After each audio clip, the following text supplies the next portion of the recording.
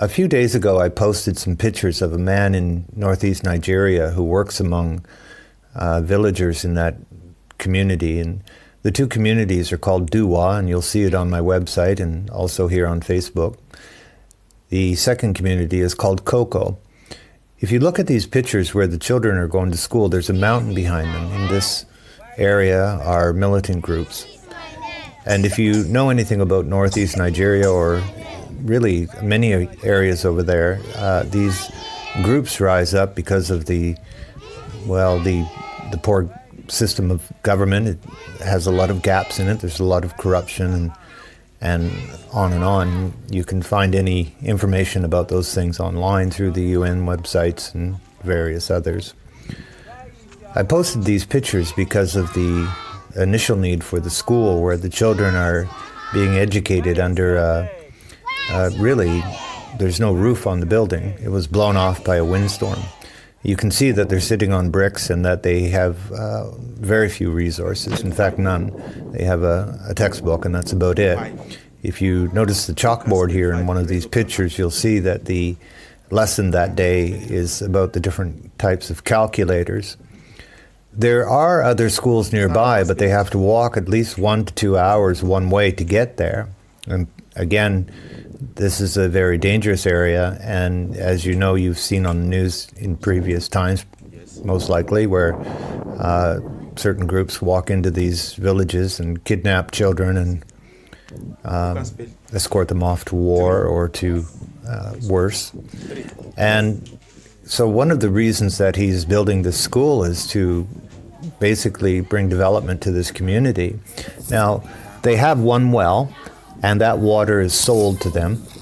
There is no power because it's too far out. They have a generator that they use for charging any of their electrical devices, if they do have any at all. And there's no medical clinics. In fact, it's a very basic way to live, obviously. For this person that I have mentioned, and you'll see his picture here, and you'll notice him in other parts of this Facebook page, he goes into these villages to hold gospel crusades and to work among the villagers to bring education, clean water, and basic necessities to them, such as clothing and whatever else they may need at that time. He does all of this work for free.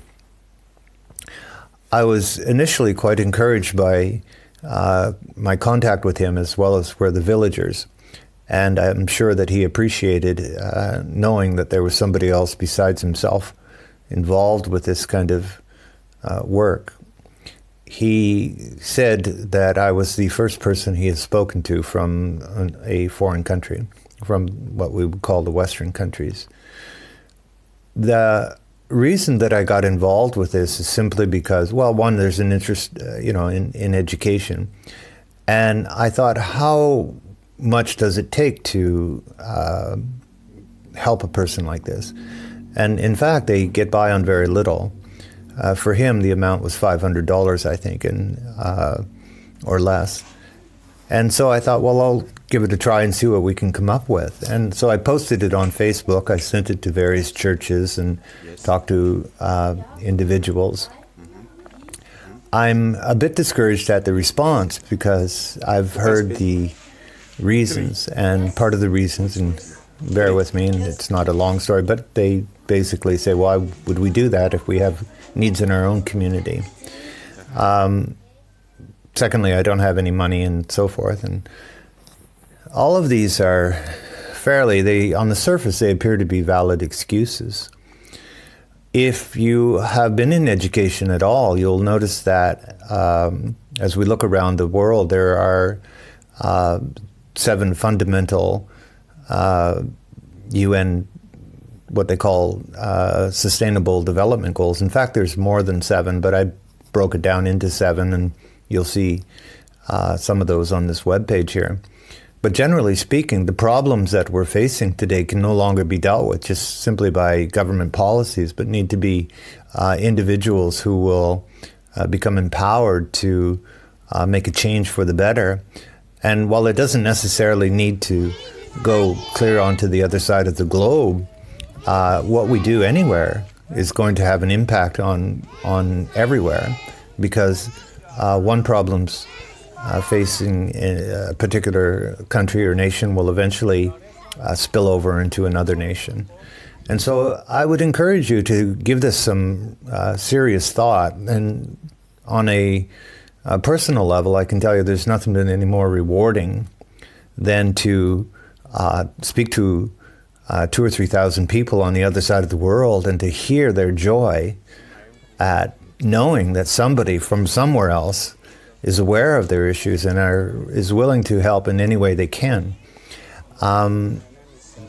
There's a fundamental difference, I think, between dealing with members of another culture and dealing with our own culture. And the fundamental difference is that, generally speaking, it comes as a tremendous surprise to people. And there's a great reward in knowing that you have